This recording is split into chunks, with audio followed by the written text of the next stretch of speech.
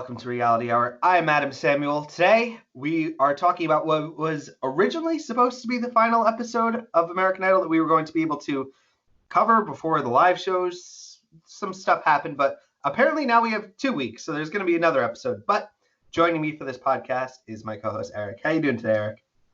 My hair is a mess. I am surviving like everyone else is, hopefully. I'm surviving on carry-out food, grocery stores, and walks with my family. That's about it. Anyway, yeah, this all still sucks. It's gonna continue to suck for a while, but Animal Crossing is good at least, so there's something good. And this episode of Idol wasn't the worst. I mean, it wasn't good, but it wasn't the worst. Yeah, I have a lot of thoughts on this episode of American Idol, but I do kind of want to jump ahead really quickly to the headlines, because I saw one headline this week. A few people were posting about it, and it just really caught my eye, and it started like a bunch of like discussions in my head that I just kind of need to have with someone else, which is American Idol goes live at some point every season. We have the stage, we have the performances. That's not possible now for the time being, but apparently the producers are looking to keep the show going. And I think I quote from the judges' living rooms. What would that be, Eric? That would be terrible, is what that would be. I would much rather they delay it than try to give us a mediocre end of the season. Yeah, that kind of leads into the next question I was going to ask, which is the situation sucks, but what's the correct thing to do here? Like, there's the only correct A. option for producers would be to delay the rest of the season until later this year, and then air the live shows as normal. But Eric, when you say later this year, that could be like the end of the summer. Like, no, as much as we're Idol fans, absolutely fine. Yeah, but as much as we're Idol fans, a lot of people aren't going to remember who these people are by that time. Do a clip show the week before, and then do normal. I think it's going to be more than just a clip show to kind of catch you up to speed. I mean, it's just a kind of messy situation. Maybe what they could do to make the best of the bad situation is what they could do is they could do the top 20 round, cut from 20 to 10 in the living rooms during that crappy situation. And then take a break, and then you can air the top 10 performances one more time to refresh everybody, and then do a new episode. I don't like it because that's not fair. Like, what if some people have rooms that have better acoustics, or just what if hypothetically you can't play an instrument and you're in a room with a camera? What they would clearly do is they would send every contestant a backing track. That'd be what would make it fair. You never know. People could edit. Like, there's shenanigans that could kind of go on there, and I don't like it. I don't know. It's like I said, it's just people who are watching in the chat, let us know now how you would handle the show. Would you go along with delaying it? Would you want something along these lines of just keeping the show going? Let us know, because I don't know the answer. If this was last season, I would say absolutely keep the show going, because I didn't care about that much except for one contestant. But this season, there are a couple people Jeremiah. But this season, there are a lot of people I like, and so it sucks more. Yeah. Do you have any other kind of headlines to touch on before we kind of switch gears into the episode? The only real headline other than what's going on with Idol, what's going on with our podcast, which is that we have obviously an episode today, we have an episode next week, and the week after that, we're going to do a draft. Yes. We're doing a draft earlier because voting starts with top 20, and we have to do it then. So. Which is one positive. Like, at least we're voting a top 20 again. Yes. Which I like. But that does actually one other headline. I guess it's a headline, or it kind of blurs the line between the two. Is that, yeah, this was originally supposed to be one episode, 3-hour episode. Next week we go live, but they made the decision. It's the correct decision. I liked it, and I didn't like this kind of idea where they took that 3 episode and they stretched it to now 2-hour episodes. So we went from 3 to 4 hours. And I gotta say, when I was watching this episode, I felt it. Like there are parts where I'm going, this is a lot more than we would maybe usually see of these contestants. Particularly, I felt it when we would usually get montages of the 3 singers getting cut. We'd usually have them singing a few bars. You'd get a judge shaking their head, and that would be it. But everyone kind of got a full. You know I'm right, Eric. A few bars. Like that's how it is. Headshake. Yeah, that's usually the extent of what it would be, and maybe like a cut of him saying, "This is my dream," and then it just all goes down. But I felt it. Like these contestants, I was like, that would have just been a 2-second montage. We'd be done. Everyone kind of got a chance to shine, which I liked, but it also felt a little forced. I just wish they shown. The thing is, it was awkward because I could see like that they were stretching it and they were showing more of the performances, and it felt awkward because not everyone was kind of getting fair airtime. But I guess that's how it should. I don't really know. What did you make of this, Eric? I hated. The one thing I hated the most was that for contestants actually out getting into performances of, the judges would talk over them or contestants would talk over themselves. And that always happens. It pissed me off. I'm sorry. It always happens, Eric. I'm sorry, but that's just the name of the game at this point. But we're talking about what should be, not what is. What should be is that when the contestant is singing, the contestant is singing. There's no bullshit going on around them. You know, at some point, I don't like it either, Eric, but at this point, I've just, like, accepted it. It's like birds. When you go walking and there are birds going, you just kind of... I'm not going to accept it. It's not acceptable. All right. Well, one other thing I kind of wanted to point out is, for being a 2-hour episode, you would think, like, on paper, we're getting a top 20.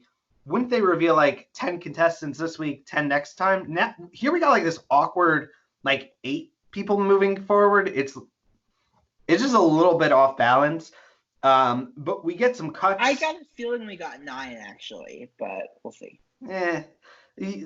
Up in the air at this point. But it just felt a little bit awkward. Some of these, I will say the cuts, I think I agreed with everyone. I do say that we saw 8 contestants this week. I think there's like 2 really big names here. I would kind of wish to maybe have seen some of those other big names because most of these contestants I don't think we saw our winner here, but I think we saw one or 2 names. God, I hope we haven't seen the winner in this episode. Because it was a solid episode. It just wasn't. There was one or 2 contestants that really. There were 2 people out of my top 5 who were in this episode. Yeah. Barely. I don't know if we have the same 2 people, but the talent just kind of wasn't at the level. But it's never at this point. At this point, you gotta wait for that first live show to kind of get the vibe from it. But yeah, like I said, good episode. I just didn't love the talent so much. I feel like I wish we could have seen some of the bigger names like Sanaya, like Genevieve, like kind of some of the bigger powerhouses that I'm kind of looking forward to. But we saw one contestant that I thought who was really good. Otherwise, I think most of these people are fodder. For me, 2 names are really the big takeaways here. Yeah, pretty much. Let's dive in, shall we? All right. So let's get into our contestants. So first up, we have Nick Marico. So how we do this is it's the Green Mile episode. The judge they perform, and then they take the long walk to the judges. They get the yes or no. Which, by the way, some of these they always do the fake outs, the judges, but some of these almost felt like vicious. Like when they're trying to give the news and they say, "Oh, we're sorry, but we're gonna have to torture you a little bit more." Like some of them this year, just I was like, on paper that would read a little bit differently.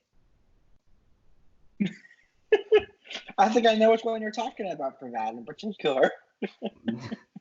I mean, I get the fake outs, but you gotta, I don't know. Anyway, back to Nick. So Nick is a contestant on paper I would really like and really want to root for, but the show has just been crapping on this dude left and right. Here he got a little bit of a redemption, but I think at this point the damage is done, and it's like yeah, he has a leg wound and they're putting a Band-Aid on it. Like, it's just not enough. I think the audience. No, it's more extreme than that. It's more of an extreme than a wound. His leg has been chopped off, and they put a Band-Aid. And they put a Band-Aid on the stump rather than give him a prosthetic or anything like that. I don't think he's terrible. Like, he's at worst, I think he's just like regular, like Joe Schmo pop singer, kind of nothing that's bad. I don't know why the show is like just crapping on him so hard, because all I know is he's a dead man walking, and he won't go. He made it to the top 20 somehow. Hold a gun to my head. If he makes it to the top 10, I would be dumbfounded. And not just because of the terrible edit, but also because I thought this was kind of a mediocre performance. Yeah. Here's what I will say for Nick. Take away the edit, and what you have is a mediocre person. He's kind of in that B range. I think he could maybe hit a B+, B-. I think he'd get cut regardless of the edit next round. But the edit has sealed the deal that he'll be cut next round. Yeah, which is, I'm sure he's like a totally normal dude in the show. Just like I said, this is all edit. If you wanted to flip it, you could. Really hates this guy. Yeah. So his performance, When I Was Your Man, I thought it was serviceable. It's like going to a restaurant and getting like a solid slice of pizza. Like, it's not a great pizza. It's not a bad pizza. It's a regular pizza. That's kind of the thing I have with Nick. Taking away all the editing, stripping it just down his performances and him as an artist. I feel he plays it safe at times. I feel like there was some advice that they gave to a contestant named Erica Van Pelt on season 11, where J-Lo, I don't know why I remember this, said, you can go further. Like, you could push it harder. I feel like he's kind of just, he's in his box. He's not trying to get out of it. He's just doing what he does. If it works, it's all right. If not, all right. I feel like he could go there. Look, here's what I have to say to Nick. You are in trouble. Throw whatever you can at the wall at this point. Go crazy. You are not going to make it with another performance like this. Do something out there. Go for it. I would just put the period after you're not going to make it. Go out with dignity. I would say bring out a piano. Do like a... That's what you got to do. Dead man walking. There's nothing you can do to make it. That's the thing. For me, part of the fun of American Idol is pulling for the dead man walking. Like, there were times, as much as I love this contestant now, in season 10, where Haley Reinhart was kind of in this category, and she broke free, and that's what made her so, like, rootable. You know what I mean? Haley had a much more of a chance. No, I agree. I'm just saying that for me, part of the fun is to have those people that you really root for, like the Gina Irenes for me, those people who you really want to go far. And then there's fun in seeing how far, like, the bottom 3 can last. That's kind of one of the things that I miss the most about New Idol. New Idol, we get like bottom 2s get cut. In the olden days, it was one person went home a week, and there'd be like there'd be a bottom 3, and oftentimes we would have the same person in the bottom 3, and it was kind of fun to see how far they could make it, and maybe, you know what I mean? No, but okay. What I'm trying to say is, I think that would have been, had this been a regular season of Idol, that's where I could see Nick being. He'd be like that constant bottom 3 that kind of just squeaks by every week. I would have liked it. I like rooting for those contestants in addition to kind of my front runners. But Nick, he's a dead man walking. Any other thoughts on Nick, Eric? Nope. All right, we have Michaela Brownlee performing More Hearts Than Mine by Ingrid Andress? I'm so sorry. So what did you think of Michaela? What did you think first? It was I don't want it to be too harsh because the girl got cut. It wasn't great. It was a bit of a mess. Let's move on. Tell me why it was a mess, though. I don't remember why. It wasn't good. We're pitching notice for something wrong with it. I don't remember what was wrong with it. There were too many that I just kind of like, they got cut. I watched like 30 seconds of it. Was like, yeah, this isn't good, and I moved on. All right, let's move on to Dwayne Crocker Jr. performing "Old Town Road" by Lil Nas X. Is that what it is? I don't know. It's pronounced Little Nash 10. There's an Okay. Apple joke for you. No one's gonna get that joke, but I'm gonna put it in. Anyway, I'm gonna read that. So I am seeing problems with Dwayne at this point, and here's why. First of all, there's kind of two big problems here. The song choice. I can't really take a singer seriously if they're singing the song. This song has kind of, there's those rare cases every couple of years where a song comes along and it kind of transcends into a different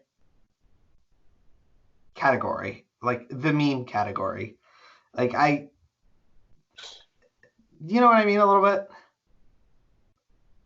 Sorta, but not really. What I'm trying. Honestly, the thing is, I didn't hate this performance, but I also didn't love it. And Dwayne hasn't stood out so far. Has he been shown so far? I think he was in like a group round. No, or we haven't seen much of him. So we haven't seen much of him though, right? I'll tell you why. If here's my theory. I don't have the greatest memory of all his performances. Maybe it was because his great grandmother wasn't there in Hollywood Week. Okay. So anyway, like I was saying with Dwayne is that this song doesn't paint him as like a viable contender. It kind of puts him as kind of, oh, look, he's singing Old Town Road. It's kind of not, we're not looking at him because he sang really well. We're looking at him because he sang Old Town Road. And I think that's a really bad thing, like on the show, where you don't want to be known as the guy who's just singing that song. You want to be known as that singer and that artist. And I feel like with Dwayne, he doesn't get any of those points. He gets, oh, it's the guy who's singing Old Town Road. Oh, look at that. And that's one of the problems that I think the clouds that I'm noticing from him. The second is he is not the star of his own arc on American Idol. The star is his great-grandmother. The show loves him. And that's really not a good sign. Yeah, agreed. So, for me, I don't see Dwayne getting through another round, honestly. I don't either. I think only because of a lack of exposure and because he's outclassed by lots of the other contestants. So yeah, I can tell you, like at some point in the next episode, I would have even cut him here. Honestly, I might have, but it's not a guarantee. There's a lot of them I would have cut here. Yeah, that's also another thing. At some point, there are clear contenders and clear not contenders in this group. It's almost in a scary way reminds me of an America's Got Talent season where you kind of have the cream of the crop kind of floating to the top and everyone else is kind of left in behind and there's a bit of a gap there. So Dwayne, he's not my favorite. I don't see him getting through. Like I said, the problem is that he's on the show and he is not so much being shown for his singing, but being shown for his family. And that's really a dangerous spot because at the next round, that gets stripped back and it is more focused on the voice. And I think he is going to run into trouble. Mm-hmm. All right. Any other thoughts on Dwayne? Nope, not really. All right. Let's move on to Cameron Lee Smith performing Break Every Chain. This girl, I think she was in the first episode, right? She was like the second singer of the season. Maybe? Yeah. Maybe, I don't know. Yeah, so she's very strong with the Jesus. She is very into her religion. That's what we say, like sometimes, like I don't know if you're a Star Wars fan, but there's a line from Star Wars that we kind of twist. It's the Jesus is strong with this one, where she's that is her story. So her song. What did you think, Eric? Okay, so I wasn't even paying attention to the fact that it was what the song I was listening to the lyrics for this one. I was just focusing on the vocals, and I was like, good at first, but by the end, it really went off the rails, and I would have cut her. So I would give this passion a B plus, vocal singing a C. Honestly, like the girl felt it. It was fine at first, but by the end, I would give it like a C minus D plus towards the end. Yeah, I could tell she felt it, but like I said, this kind of went a bit off the rails. Mm-hmm. And yeah, she ends up getting cut, and I felt bad for her. I mean, it was kind of like a poor girl. Do you think we might see Cameron again? Maybe. All right. Well, otherwise, should we move on to what was once clearly a montage, but now was really stretched out? Yep, let's do it. All right. So really quickly, we have Devin, Alexander, Jordan Jones, and Gina. Do you want to kind of go in depth to all three of these, or kind of? I would just pose the question. I want to go into depth into the second two. Devin, Alexander, I just wrote one word. All right. So actually have notes on. Jordan Jones, what do you got?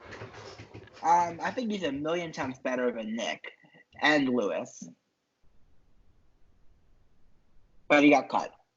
And I'm going to insert a plug here. My favorite cover of this song was by my local band Sub Radio. I'm actually going to drop in a clip of their cover of the song because their lead singer will wipe the floor of every single contestant on this season of American Idol. Don't you close your eyes.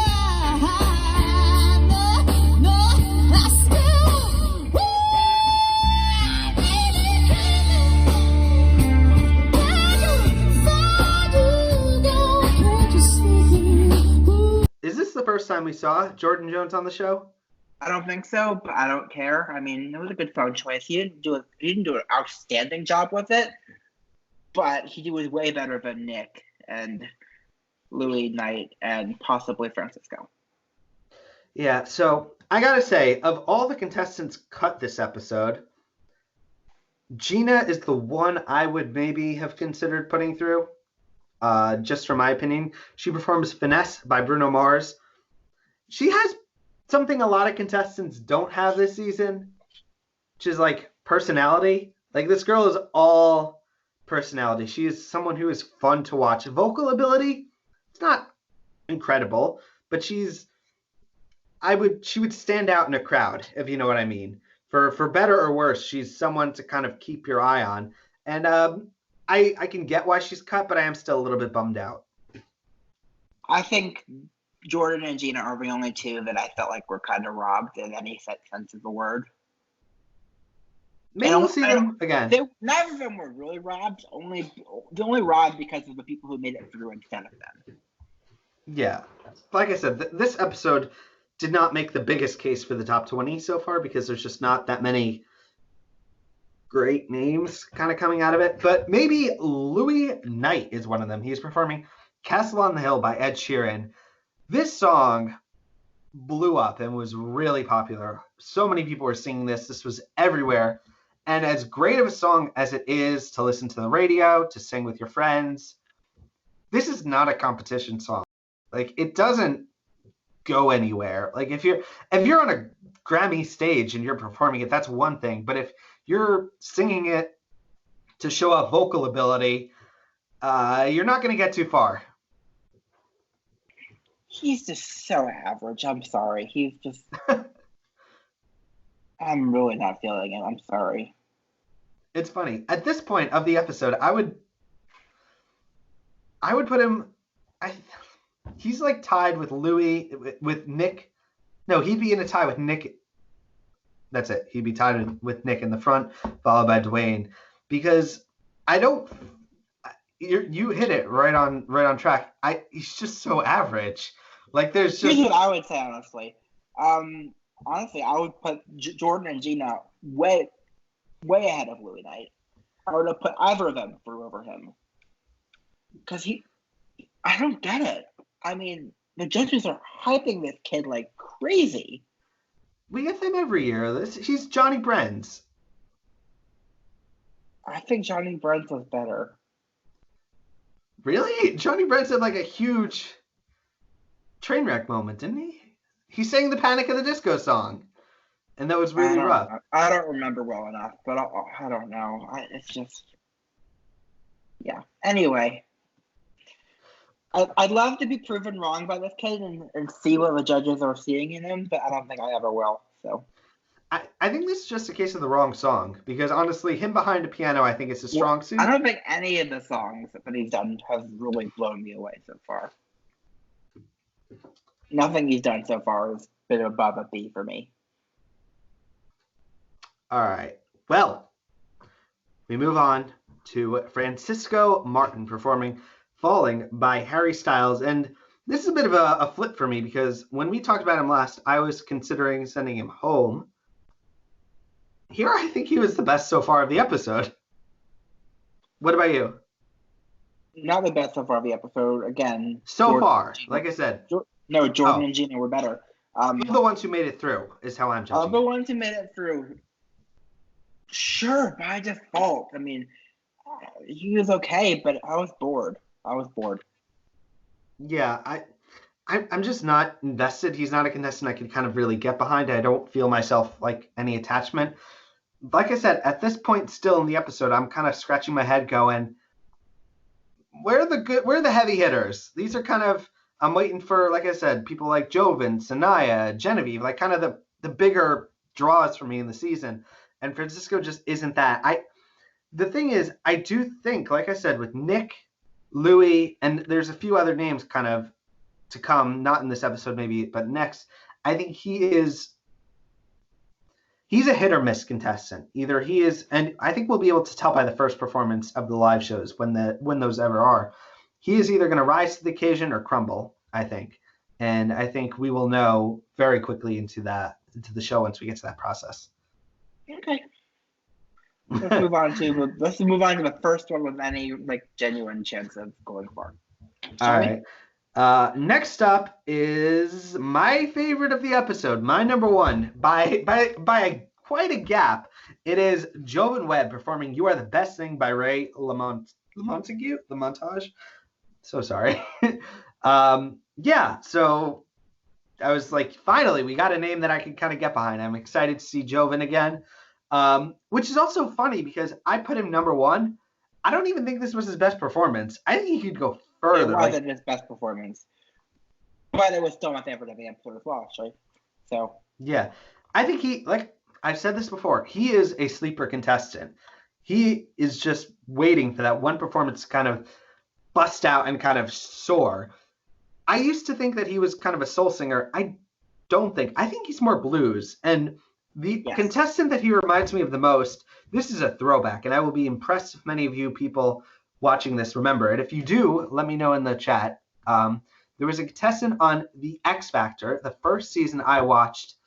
His name was Vino Alon. The producer hated him. All right, fair, but Jovan kind of reminds me of him. He's kind of in that like... no, this guy's better than Vino. Oh, he's better, but I'm saying they're in kind of that same category. You know what I mean? No? I don't like comparing people to Vino. All right. I don't... Anyway, I remember him. Anyway. Third in the first live vote, I think. Really? And then a bus came right towards him. Like that next week. Was that the same season as CC? I think, yeah. It was. I loved and CC. That season was amazing. That season was a meme factory. Anyway, let's move on. I will say Jovan is still my favorite of the competition. I am so effing mad that they edited him talking over a freaking performance. Because this is the one, he's the only one I really want to like actually download the audio from of the episode. Yeah. And I can't because the judges and him are talking over both things. Anyway. But like I said, I'm waiting for, I think him and Nick are going to give the same advice. He can go further. You could push yourself further. Nick can't go further. Go that extra step. Can go further. No, what I'm saying with vocally, like you can. I'm saying competition-wise, Nick is done no matter what he does. Anyway. All right, and let's move on to a contestant who I don't even know what to make of this one. We have Faith Becknell. I don't know. Performing "Ain't Nobody" by Shaka Khan. And as soon as I heard that she was singing this song, I was like, uh-oh. It's like the Asteroid song where it's getting to that level. Like this is a bad sign. This is bad. What did you think, Eric? I think the backing singer sounded better than her, which is a very bad sign. Yeah. I got to tell you, if I lose one of my favorites next week, if I lose a favorite next week and Faith made it over them, I'm going to be really pissed. Because this girl, I mean, look, this is a case of, the song choice, bad. The performance, not that great. Number 3, the fact that I just haven't felt any investment. But we need fodder contestants, right, Eric? No, we don't. But we get them anyway. So here she is. I don't know why. Like, where did they get that? Where did they get that she deserved to advance? Like, over the course of the season, she hasn't stand out. She hasn't.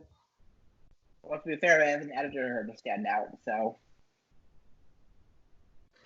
She reminds me of, from last year. There was that girl. She was on the Bridesmaids show. No, The Dress. She sang like the most bust of bust songs ever during the first live show. Evelyn Cormier. That's who she reminds me of. Do you remember that name? Oh, God, I totally forgot about her. All right.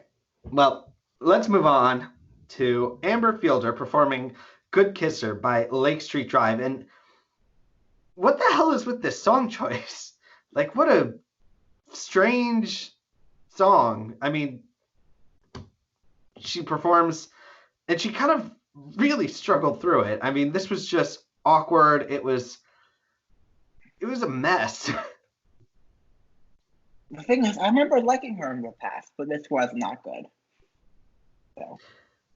Yeah, I didn't like Amber either. I felt like the story kind of was getting to be a bit much. I'm like, okay, I get it, and it's just been going on for so long, and it's the same thing, and I'm just not. Okay, let's move on to real stories, shall we? Let's move on to Just Sam. She's performing Como la Flor. Two producers all climaxing at the same time.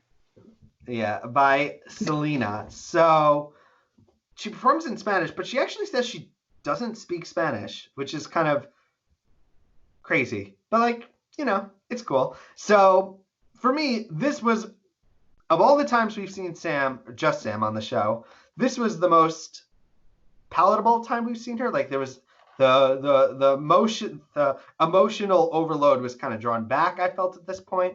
It was kind of more serious, and I liked it a little bit better. I like that we kind of, during Hollywood Week, the girl just seemed like on the verge of everything. Like, everything was just, the girl was just freaking out, and in turn it made me watching it freak out and like anxious. So it was much easier to kind of watch her now.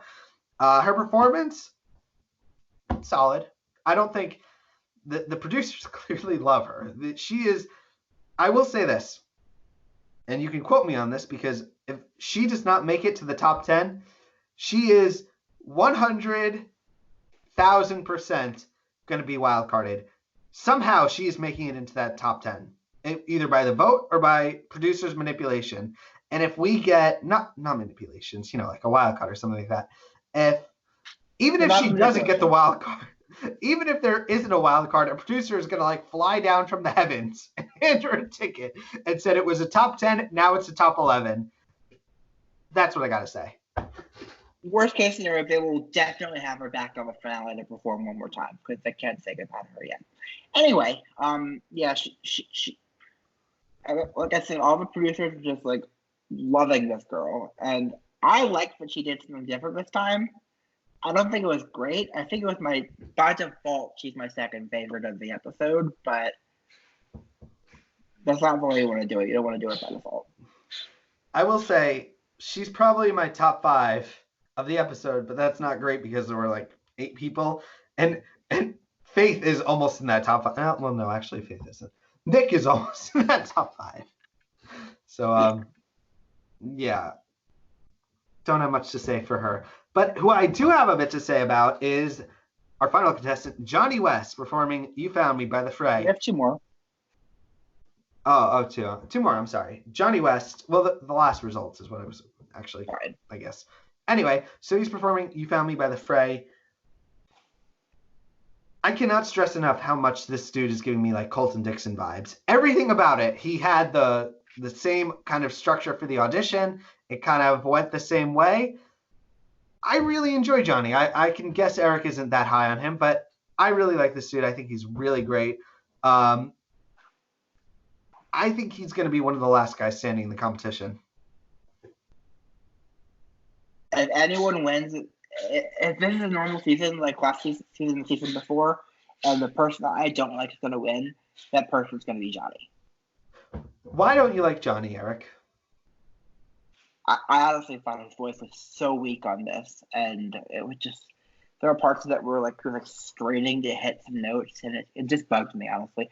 I have not been impressed with a single performance of his. I know lots of people like him. Maddie likes him on Twitter. You like him.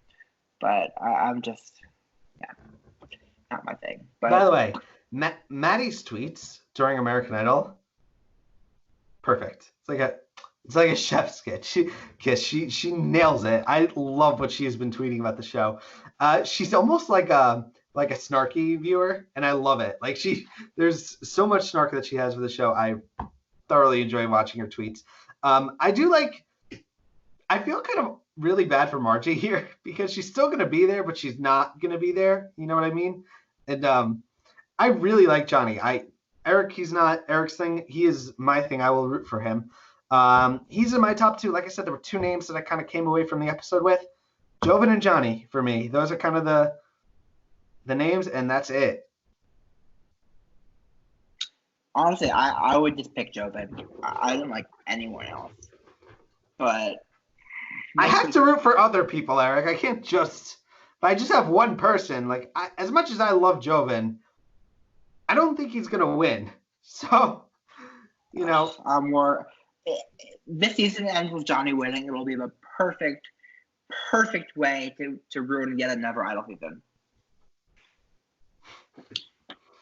Honestly, if he wins, I'm not sure I'm watching next season. I'm not sure if it'll be in next season, first of all. But if there is, I won't be watching. Because that'll be 3 years in a row. That'll be 3 years in a row where someone I just have no interest in whatsoever wins the show. I think there's going to be another season. The ratings have been pretty good. They actually went up. Yeah. Sure, but we'll see. You'll have to bribe me somehow to watch it. We move on to our final contestant, Dylan James, performing The Times They Are A-Changin' for the Time by Bob Dylan. And there's not really that much here to say because we get a cliffhanger. We don't know if he made it through, which is kind of awkward because Eric knows the results, but I don't. Even if I didn't know the results, I know he made it through. Spoilers, Eric. Who knows? Actually, I don't remember if his name was on the list, but I know he made it through based on the way they edited this. All right. I was gonna say I'd be surprised if he didn't make it through. I would be dumbfounded if he didn't make it through. I don't think the show kind of does, like, when it's a cliffhanger, it's usually not for bad things. You know what I mean? Like, for a whole week break, it's never for a bad thing. They wouldn't open the episode by saying, "Hey, with a downer. Remember that guy you like and you were wondering about? He's gone. He's gone now. He's gone. We're not going to do that. No, he's through." Yeah. The performance itself,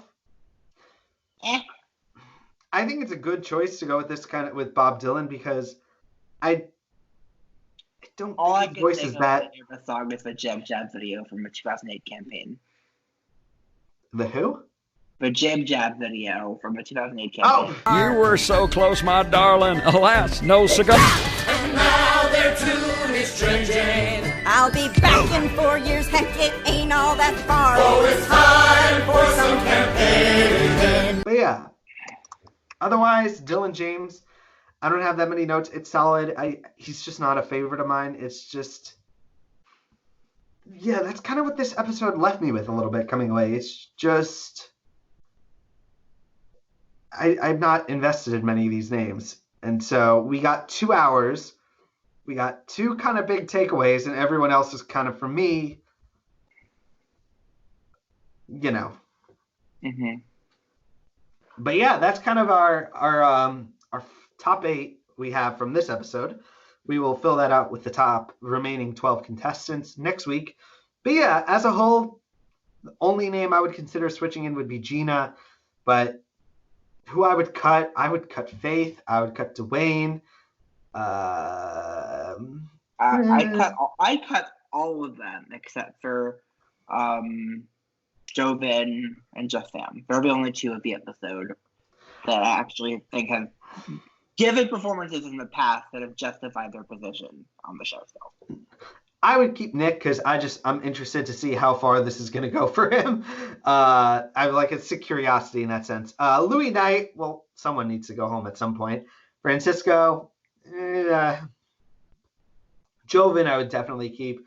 Faith, Just Sam, Johnny West, I would keep.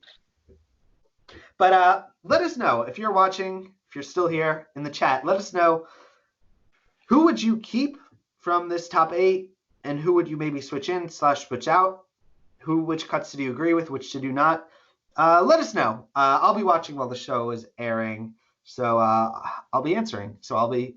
This is kind of meta. I'll be answering myself in the chat at this point.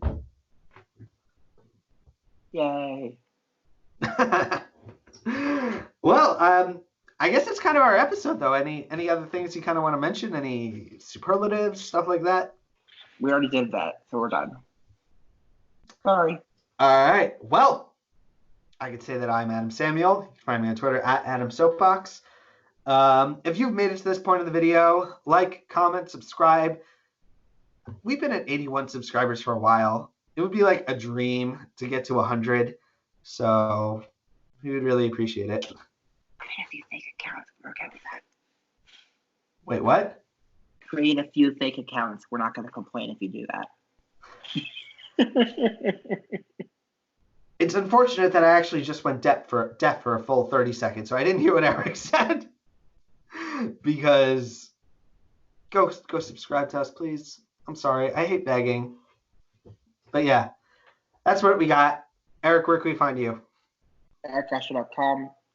Eric_Ascher on Twitter. bit.ly/Eric Lagos, where there will be no updates until I go to the concert again. So, anyway. Yeah. We have our next episode next week, and then we will do a draft, and then we will find a way to fill the void. Yep. All right. Well, thank you guys for watching. As long as you guys will watch, we'll keep doing these podcasts. And that's kind of where we're at. Stay safe. Stay indoors. All that good stuff. Hugs, not drugs. Until next time. Peace.